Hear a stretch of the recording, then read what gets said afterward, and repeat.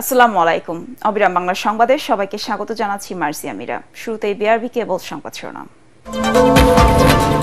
রাজনৈতিক উদ্দেশ্য নয়, সুনির্দিষ্ট তথ্য প্রমাণের ভিত্তিতেই আসামিদের গ্রেফতার করা হচ্ছে দাবি পুলিশের।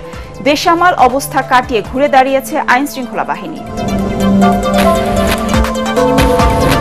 মুক্তিযুদ্ধের সময় মানবতা বিরোধী অপরাধের মামলায় সালাউদ্দিন কাদের চৌধুরীর বিরুদ্ধে সাক্ষ্য দেয়া মুক্তিযোদ্ধা নুরুল আফসার আটক।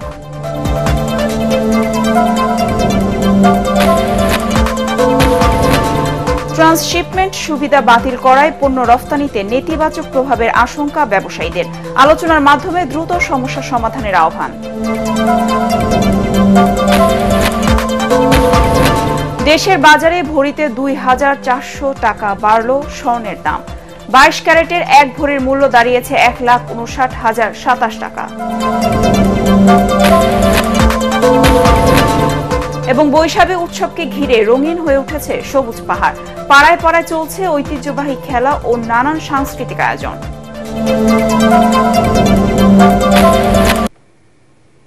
শুনছিলেন বিআরবি কেবল সংবাদ শিরোনাম, এবার বিস্তারিত।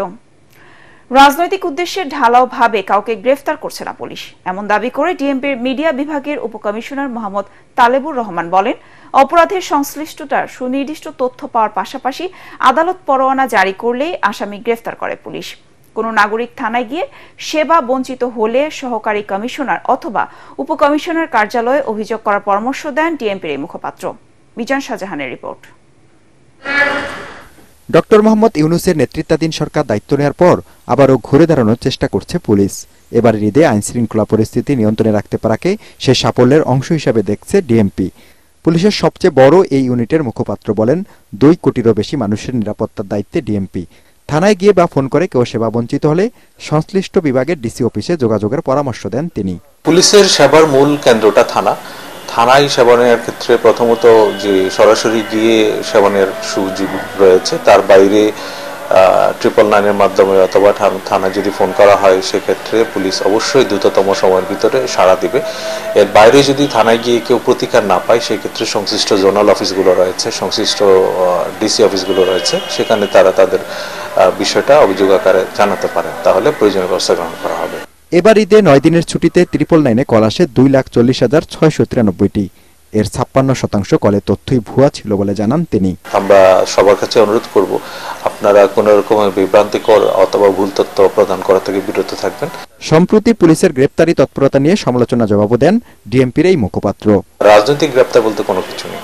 যাদের বিরুদ্ধে সুনির্দিষ্ট অভিযোগ রয়েছে, যারা দেশকে অস্থিতিশীল করার পায়তারা করছেন, তাদের বিরুদ্ধে আমরা আইনানুগ ব্যবস্থা গ্রহণ করছি। কোর্ট থেকে প্রাপ্ত ওয়ারেন্টের মূল্যে আমরা গ্রেপ্তার করে থাকি। এর বাইরে অনেক সময় আমরা প্রতিরোধমূলক কিছু কার্যক্রমের অংশ হিসাবে গ্রেপ্তার করি। ঢাকা মহানগরের যানজটের অন্যতম কারণ মূল সড়কে রিকশা ও ব্যাটারি চালিত অটোরিকশার দৌরাত্ম্য। পরিস্থিতি নিয়ন্ত্রণে পুলিশ বিশেষ ব্যবস্থা নিলেও বিকল্প পথে মূল সড়কে রিকশা উঠছে। এ অবস্থায় সবাইকে নিজ নিজ অবস্থান থেকে দায়িত্বশীল আচরণ করার পরামর্শ পুলিশের। মিজান শাহজাহান, এটিএন বাংলা, ঢাকা। মুক্তিযুদ্ধকালে মানবতা বিরোধী অপরাধের মামলায় বিএনপির স্থায়ী কমিটির সদস্য সাবেক এমপি সালাউদ্দিন কাদের চৌধুরীর বিরুদ্ধে আন্তর্জাতিক অপরাধ ট্রাইব্যুনালে সাক্ষ্য দেয়া চট্টগ্রামের রাঙ্গুনিয়ার মুক্তিযোদ্ধা নুরুল আফসারকে আটক করেছে কক্সবাজার পুলিশ। রামু উপজেলার কাওয়ারখোপ ইউনিয়নের পশ্চিমপাড়ার আব্দুল গনি মাঝির বাড়িতে আত্মগোপনে থাকা অবস্থায় স্থানীয়রা তাকে আটক করে পুলিশের কাছে সোপর্দ করে। আটক নুরুল আফসার রাঙ্গুনিয়া উপজেলার চন্দনপুরা গ্রামের বাসিন্দা। স্থানীয়রা জানায়, নুরুল আফসার রামু উপজেলার কাওয়ারখোপ ইউনিয়নের ৬ নম্বর ওয়ার্ড এলাকার ফরিদ নামের এক ব্যক্তির বাড়িতে আত্মগোপনে ছিলেন। রামু থানার ওসি ইমন কান্তি চৌধুরী জানান, তার বিরুদ্ধে মামলার প্রস্তুতি চলছে।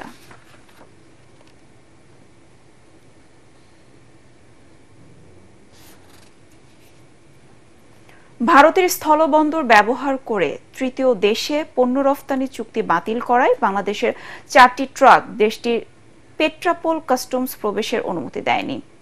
এই চুক্তি বাতিলের ফলে দেশের রফতানি বাণিজ্যে বিরূপ প্রভাব পড়ার আশঙ্কা ব্যবসায়ীদের। তবে ভারত বাংলাদেশের মধ্যে আমদানি রফতানি বাণিজ্য স্বাভাবিক রয়েছে বলে জানিয়েছে বন্দর কর্তৃপক্ষ। বেনাপোল প্রতিনিধি আহমদ আলী শাহিনের রিপোর্ট, জানাচ্ছেন আসিফুর রহমান সাগর। ট্রান্সশিপমেন্টের মাধ্যমে ভারতের ভূখণ্ড ব্যবহার করে বাংলাদেশের পণ্য তৃতীয় কোনো দেশে যাওয়ার জন্য 2020 সালের 29 জুন চুক্তি হয়। দেশের central board of indirect taxes and customs মঙ্গলবার সেই চুক্তি বাতিল করে। হঠাৎ করে ট্রান্সশিপমেন্ট চুক্তি বাতিল হয় রপ্তানি খরচ বেড়ে যাওয়ার আশঙ্কা ব্যবসায়ীদের। বাংলাদেশি পণ্য ট্রানজিট বন্ধ করার কারণে এই গার্মেন্ট শিল্প সহ যেগুলো ইউরোপ কান্ট্রিতে এখানে ট্রানজিট হয়ে রপ্তানি হতো সেগুলোর ক্ষেত্রে অনেক প্রভাব পড়েছে। গতকালও কিছু পণ্য এখান থেকে কিন্তু রপ্তানিযোগ্য পণ্য এখান থেকে রিটার্ন চলে গেছে। এতে আমাদের এক্সপোর্ট কমে গেল এবং আমাদের ব্যবসায় খুব ক্ষতি হলো। তো আমরা ব্যবসায়িক সংগঠনের কাছে এবং কাস্টমস এবং সরকারের কাছে আবেদন করতেছি দ্রুত দুই দেশ বসে যেন এটা সংস্কার করে, যেন আমরা দ্রুত আবার রপ্তানি করতে পারি। বাংলাদেশি রপ্তানিকারকদের এই সমস্ত পণ্য সিপোর্ট ও এয়ারপোর্টের মাধ্যমে রপ্তানি করতে হবে। সেই ক্ষেত্রে বাংলাদেশি রপ্তানিকারকদের রপ্তানি ব্যয়ভার বেড়ে যাবে। ট্রান্সশিপমেন্ট সুবিধা বাতিল করায় বেনাপোল বন্দর থেকে পণ্যবাহী ট্রাকগুলো ফেরত গেছে। তবে ভারত ও বাংলাদেশের মধ্যে আমদানি রপ্তানি বাণিজ্য স্বাভাবিক নিয়মেই চলছে। বাংলাদেশ থেকে ভারতের মধ্য দিয়ে থার্ড কান্ট্রিতে যেসব পণ্য যেত ওই সমস্ত ক্ষেত্রে কিছু কিছু রপ্তানি হয়তো বাধাগ্রস্ত হতে পারে। তবে মোটা দাগে ভারতে যে রপ্তানি আমাদের দেশ থেকে হয়ে থাকে প্রতিদিন, সেটি কিন্তু একেবারে স্বাভাবিক আছে এবং সেটি অব্যাহত আছে। গতকালও 81 ট্রাক পণ্য বাংলাদেশ থেকে ভারতে রপ্তানি হয়েছে। দুই দেশের সরকারের মধ্যে আলোচনা করে বিষয়টি দ্রুত সমাধানের আহ্বান ব্যবসায়ীদের। Bureau report, ATN Bangla. Bharat transshipment চুক্তি বাতিল করলেও পণ্য রফতানিতে বড় ধরনের সমস্যা হবে না বলে মনে করছেন বাণিজ্য উপদেষ্টা শেখ বশিরউদ্দিন। তিনি জানান, নিজস্ব ব্যবস্থাপনায় সংকট উত্তরণের উদ্যোগ নেওয়া হবে। সচিবালয় সাংবাদিকদের উপদেষ্টা আরও বলেন, যুক্তরাষ্ট্র 3 মাসের জন্য বাড়তি শুল্ক স্থগিত করায় রফতানিতে সংকটের আশঙ্কা অনেকটা কেটে গেছে। রিপোর্ট মাহবুব কবির চপলের। থাইল্যান্ডে মোদি ইউনুস বৈঠকের পর ভারতের সাথে সম্পর্ক উন্নয়নের যে কথা বলা হচ্ছিল সেটিতে ধাক্কা খেল দেশটির ট্রান্সশিপমেন্ট চুক্তি বাতিলের ফলে। ব্যবসায়ীরা বলছেন, 2000 সাল থেকে ভারতের বন্দর ব্যবহার করে নেপাল, ভুটান, মিয়ানমার সহ কয়েকটি দেশে তারা কম খরচে পণ্য রপ্তানি করে আসছিলেন। এখন ওই সুবিধা বাতিল করায় সংকট সৃষ্টি হবে। তবে বাণিজ্য উপদেষ্টা বলছেন ভিন্ন কথা। ইনশাআল্লাহ এটাতে কোনো সমস্যা আমরা বোধ করছি না। আমরা আমাদের নিজস্ব সক্ষমতায়, আমাদের জন্য প্রতিযোগিতার সক্ষমতায় কোনো ঘাটতি না পড়ে এবং আমাদের রপ্তানির ক্ষেত্রে যোগাযোগের জন্য কোনো ঘাটতি না পড়ে, সেই ক্ষেত্রে আমরা সকল ব্যবস্থা নিচ্ছি। আমাদের মোরলেস অ্যাবাউট 40 থেকে 50 হাজার টন মতো মেটেরিয়াল বাই রোডে এখান থেকে ভারতের বিভিন্ন পোর্ট, বিশেষত দিল্লি, কলকাতা এবং ব্যাঙ্গালোর, কিছু এই পোর্টের মাধ্যমে আমাদের রপ্তানি হতো। আমরা আশা করি যে এই মেটেরিয়ালটা আমরা নিজেরাই ক্যারি করার সক্ষমতা বৃদ্ধির মাধ্যমে আমাদের এই সমস্যার অতি দ্রুত সমাধান করব। 2015 সাল থেকে বাংলাদেশও ভারতকে ট্রানজিট সুবিধা দিয়ে আসছে, যার মাধ্যমে বাংলাদেশের বন্দর ব্যবহার করে তারা এক রাজ্য থেকে অন্য রাজ্যে পণ্য পরিবহন করছে। এখন ট্রানজিট চুক্তিও বাতিল করা হবে কিনা এমন প্রশ্ন এড়িয়ে যান বাণিজ্য উপদেষ্টা। সেটা আমার বিষয় না, আমার বিষয় হচ্ছে বাণিজ্যিক সক্ষমতা। এদিকে যুক্তরাষ্ট্র বাড়তি শুল্ক আরোপ করায় বাংলাদেশের পোশাক রপ্তানিতে যে সংকটের আশঙ্কা করা হয়েছিল তা আপাতত কেটে গেছে বাড়তি শুল্ক স্থগিত করায়। 3 মাসের মধ্যে দেশটির সাথে বাণিজ্য ঘাটতি কমানোর উদ্যোগ নেওয়া হবে বলে জানান উপদেষ্টা। এটা তো যেহেতু সাময়িক একটা স্থগিতাদেশ এসছে, এটাকে দীর্ঘমেয়াদে আমাদের যে করণীয়গুলো আছে তাদের তো আকাঙ্ক্ষা তো শেষ হয়ে যায়নি। আকাঙ্ক্ষাগুলোকে আমরা আমাদের দ্বিপাক্ষিক বাণিজ্যের উপরে ভিত্তি করে আমরা কতটুকু করতে পারবো সেই সিদ্ধান্তগুলো আমরা বিশ্লেষণ করছি। মূল আকাঙ্ক্ষা তো ওই জায়গায় যে আমাদের বাণিজ্য ঘাটতির কিভাবে সমন্বয় করা যায়, আমরা সেই পরিপ্রেক্ষিতে কাজ করছি। 3 মাসে এটা সম্ভব হলে তারপর পরবর্তীতে সম্ভব করতে হবে। ব্যবসা বান্ধব পরিবেশ উন্নয়নে সরকার কাজ করছে বলেও জানান বাণিজ্য উপদেষ্টা। মাহবুব কবির চপল, এটিএন বাংলা, ঢাকা। 4 দফা বেড়ে একবার কমার পর ফের দেশের বাজারে বেড়েছে সোনার দাম। নতুন দাম অনুযায়ী 22 ক্যারেটের 1 ভরি সোনার দাম 1,59,027 টাকা। এ দফায় ভরি প্রতি দাম বেড়েছে 2,403 টাকা। এক সংবাদ বিজ্ঞপ্তিতে সোনার দাম বৃদ্ধির কথা জানায় বাংলাদেশ জুয়েলার্স অ্যাসোসিয়েশন বাজুস। মাত্র 2 দিনের মধ্যে নতুন করে দাম বাড়ানো হলো। নতুন মূল্য অনুযায়ী সবচেয়ে ভালো মানের বা 22 ক্যারেটের 1 ভরি সোনার দাম 2,403 টাকা বাড়িয়ে নির্ধারণ করা হয়েছে 1,59,027 টাকা। 21 ক্যারেটের 1 ভরি সোনার দাম 2,998 টাকা বাড়িয়ে 1,51,795 টাকা নির্ধারণ করা হয়েছে। 18 ক্যারেটের 1 ভরি সোনার দাম 1,971 টাকা বাড়িয়ে 1,30,112 টাকা নির্ধারণ করা হয়েছে। এছাড়া সনাতন পদ্ধতির 1 ভরি সোনার দাম 1,680 টাকা বাড়িয়ে 1,07,344 টাকা নির্ধারণ করা হয়েছে। সোনার দাম বাড়ানো হলেও অপরিবর্তিত রয়েছে রূপার দাম। পাহাড়িদের প্রাণের উৎসব বৈশাখীকে ঘিরে চলছে ব্যাপক প্রস্তুতি। সবুজ পাহাড় বর্ষবরণের রঙে রঙিন হয়ে উঠেছে। পার্বত্য 3 জেলার ক্ষুদ্র নৃগোষ্ঠীর মানুষের প্রধানতম সামাজিক, সাংস্কৃতিক ও ধর্মীয় উৎসব এই বৈশাখী। কাল শনিবার শুরু হয়ে চলবে 16 এপ্রিল পর্যন্ত। চাকমাদের ফুল বিঝুর মধ্য দিয়ে প্রাণের এই উৎসবের সূচনা হবে। তবে তার আগেই পাহাড়ের পাড়াপল্লীতে উৎসবের আমেজ ছড়িয়ে পড়েছে। খাগড়াছড়ির প্রতিনিধি আবু দাউদের রিপোর্ট জানাচ্ছেন আশিকুর রহমান। প্রতি বছরের মতো এবারও 3 পার্বত্য জেলায় ছড়িয়ে পড়েছে পাহাড়িদের বর্ষবরণের প্রাণের উৎসব বৈশাখীর আমেজ। চৈত্র সংক্রান্তির শেষ 2 দিন ও বাংলা বর্ষের প্রথম দিন, এই 3 দিন চাকমা সম্প্রদায় বিজু উৎসব পালন করে। একই সময় হয় ত্রিপুরাদের বৈশ উৎসব। এছাড়া চৈত্র সংক্রান্তির দিন থেকে শুরু হয় মারমাদের সাংরাই উৎসব। শনিবার ফুল বিজুতে চাকমাদের নদীতে ফুল ভাসানো, সাংরায়ে মারমাদের পানি উৎসব এবং ত্রিপুরাদের বৈশুতে গড় নৃত্যের মাধ্যমে শুরু হবে বৈশাখী। এখানে আমরা আত্মীয় স্বজন মিলিত হয়ে, বন্ধু বান্ধব মিলিত হয়ে আমরা বিজুতে সবাই উৎসবে মেতে উঠি। প্রত্যেকটি গ্রামে বিজু অনুষ্ঠান চলতেছে, খেলা চলতেছে। আবার আমাদের খাগড়াছড়ির অনেক জায়গায় বিজু মেলাও পড়েছে। আর এই দিনে আমরা অনেকজনের সাথে পানি খেলা খেলি এবং অনেক আনন্দ করি। আমাদের অনেক ভালোই লাগে, কারণ এটা আমাদের ধর্মীয় ঐতিহ্যবাহী একটা গড়ের নৃত্য আছে, আমাদের ধর্মীয় ঐতিহ্যবাহী একটা নাচ। উৎসবকে ঘিরে খাগড়াছড়ির পাড়ায় পাড়ায় চলছে খিল খেলা, নাদেং খেলা, বাঁশ খরম দৌড় সহ নেওয়া হয়েছে নানা উদ্যোগ। আয়োজকরা জানান, ঐতিহ্যবাহী খেলাগুলো যাতে হারিয়ে না যায় সে উদ্দেশ্যেই নতুন প্রজন্মের কাছে তুলে ধরতে এসব আয়োজন। এটা হচ্ছে আমাদের সংগ্রাম উপলক্ষে পানি খেলার জন্য এটা হচ্ছে সাজানো হচ্ছে সুন্দর করে। প্রতি বছরের না জাঁকজমকপূর্ণ যেভাবে হয় সেভাবে করার আমরা প্রস্তুতি নিচ্ছি। আপনারা ইতিমধ্যে দেখতে পাচ্ছেন আমাদের মঞ্চ অলরেডি কাজ শুরু চলতেছে। বৈশাখীকে শান্তিপূর্ণ করতে নিরাপত্তা ব্যবস্থা জোরদার করেছে আইন শৃঙ্খলা বাহিনী। এই উৎসব উপলক্ষে সারা বাংলাদেশ থেকে বিভিন্ন ধরনের পর্যটক আসবে, ইভেন বিদেশি পর্যটক আসবে এই উৎসব দেখার জন্য। তো সেক্ষেত্রে আমরা টুরিস্টদের নিরাপত্তার বিষয়টি মাথা রাখছি, পাশাপাশি এই অনুষ্ঠানে যেখানে হয় আমরা সর্বোচ্চ নিরাপত্তা নিশ্চিত করব। বৈশাখী উৎসবকে ঘিরে পাহাড়ের মানুষের বন্ধন দৃঢ় হবে, এমনটাই প্রত্যাশা এই অঞ্চলের বাসিন্দাদের। Bureau report, ATN Bangla.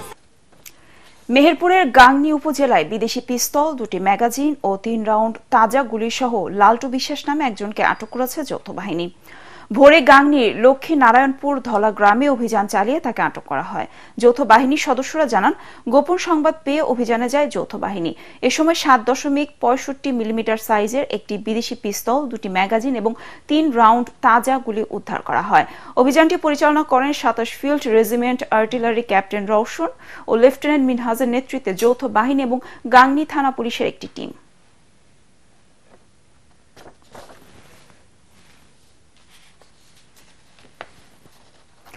নড়াইলের লোহাগড়া পৌরসভার লক্ষ্মীপাশায় যৌথ বাহিনী বিভিন্ন যানবাহনের বৈধ কাগজপত্র না থাকা এবং ট্রাফিক আইন লঙ্ঘনের অভিযোগে 11টি মামলা 54,500 টাকা জরিমানা করে। বৃহস্পতিবার রাতে সেনাবাহিনীর Narail camp commander major M Zillur রহমানের নেতৃত্বে সেনাবাহিনীর একটি দল ও লোহাগড়া থানা পুলিশের ট্রাফিক বিভাগ যৌথভাবে এ অভিযান পরিচালনা করেন। আইন শৃঙ্খলা পরিস্থিতি নিয়ন্ত্রণে রাখতে এমন অভিযান অব্যাহত থাকবে বলে জানিয়েছেন সংশ্লিষ্ট কর্মকর্তারা।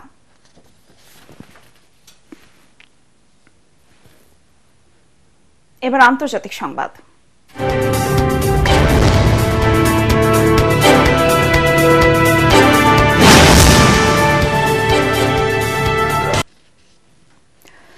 যুক্তরাষ্ট্রের নিউ ইয়র্কের হাডসন নদীতে পর্যটকদের বহনকারী একটি হেলিকপ্টার বিধ্বস্ত হয়ে 3 শিশুসহ 6 জন নিহত হয়েছে।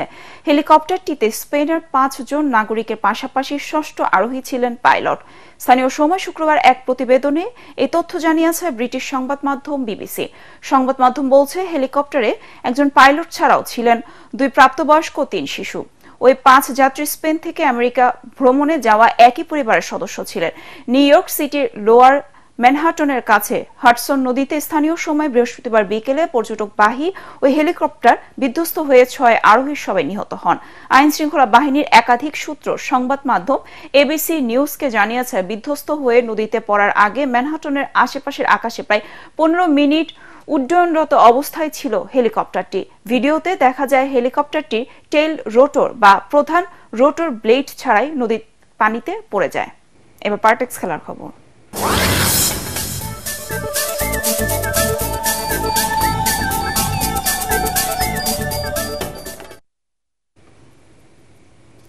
নারী ওয়ানডে বিশ্বকাপ বাছাই পর্বে পরবর্তী ম্যাচগুলোতেও দাপট ধরে রাখতে চায় বাংলাদেশ। নিজেদের প্রথম ম্যাচে থাইল্যান্ডকে উড়িয়ে দিয়ে এমনটা বললেন অধিনায়ক নিগার সুলতানা জ্যোতি।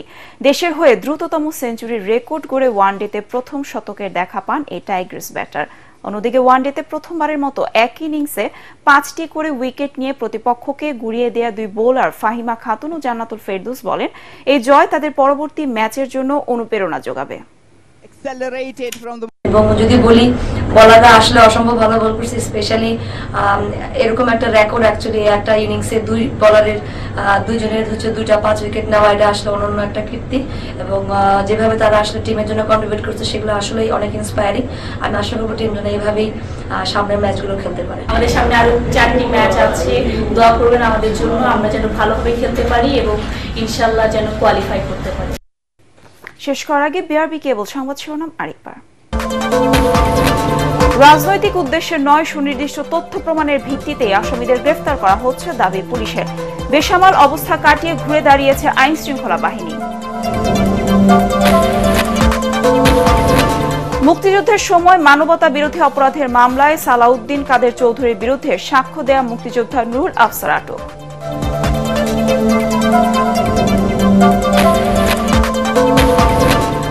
ট্রান্সশিপমেন্ট সুবিধা বাতিল করায় পণ্য রফতানিতে নেতিবাচক প্রভাবের আশঙ্কা ব্যবসায়ীদের।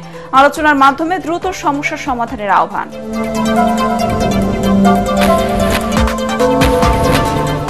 দেশের বাজারে ভরিতে 2400 টাকা বাড়ল স্বর্ণের দাম। 22 ক্যারেটের 1 ভরির মূল্য দাঁড়িয়েছে 1,59,027 টাকা।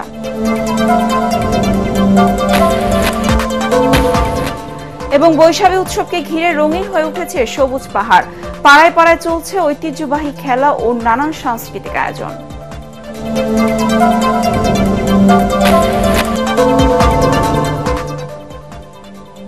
পরবর্তী সংবাদ দেখার আমন্ত্রণ জানিয়ে এখনকার মতো শেষ করছি।